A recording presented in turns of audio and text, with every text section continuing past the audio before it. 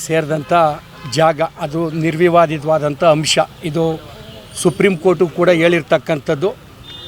ಕೃಷ್ಣಪ್ಪ ರಂಗಮ್ಮ ಮೂಲೆ ಖಾತೆದ ರಂಗಮ್ಮನ ಹೆಸರೊಳಗೆ survey number 15 ಸಜ್ಜೆಪಾಳ್ಯದ 44 ಎಕರೆ 33 ಗುಂಟೆ ಜಾಗವನ್ನು ಕೂಡ ರಂಗಮ್ಮನ ಹೆಸರಿನೊಳಗೆ ಪುನರ್ಸ್ಥಾಪಿಸಿ ನಂತರ ಯಾವುದು ಸಿವಿಲ್ ನ್ಯಾಯಾಲಯದಲ್ಲಿ ಮಾಲೀಕತ್ವ ಬಗೆಹರಿದ ನಂತರ ನಕಲಿ ಭೂಮಾಲೀಕರು ಮತ್ತು ಕೃಷ್ಣಪ್ಪ ರಂಗಮ್ಮ ಟ್ರಸ್ಟ್ ಇವ್ರ ಮಧ್ಯೆ ಬಗೆಹರಿದ ನಂತರ ಅದು ಖಾತೆ ಯಾರ ಹೆಸರಿಗೆ ಮಾಲೀಕತ್ವ ಬರ್ತದೋ ಅವ್ರಿಗಾಗಲಿ ಅಂತ ಹೇಳಿದ್ದಾರೆ.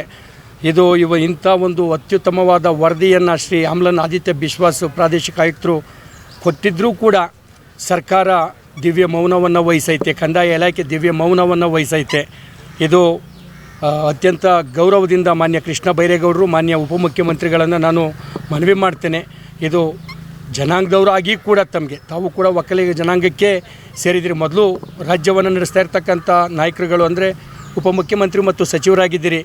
ಅದ್ರ ಜೊತೆಗೆ ನಿಮ್ಮ ಐಡೆಂಟಿಟಿ ನೀವು ಒಕ್ಕಲಿಗ ಜನಾಂಗ ಅನ್ನೋಂಥದ್ದಂತೂ ನೀವು ಅಳಿಸ್ಲಿಕ್ಕಾಗಲ್ಲ. ಇಂಥ ಒಂದು ಗುರುತರವಾದ ಜವಾಬ್ದಾರಿಯನ್ನು ಸಮರ್ಥವಾಗಿ ತಾವು ನಿರ್ವಹಣೆ ಮಾಡದೆ ಹೋದರೆ ಜನಾಂಗ ಟೀ ಅಂಗಡಿ ಬೀಡಿ ಅಂಗಡಿ ಟೀ ಅಂಗಡಿ ಹತ್ರ ಈ ವಿಚಾರದ ಬಗ್ಗೆ ತಪ್ಪಾಗಿ ತಮ್ಮ ನಿಧಾನ ಅನೇಕ ಅನುಮಾನಗಳಿಗೆ ಕಾರಣ ಮಾಡಿಕೊಡ್ತದೆ.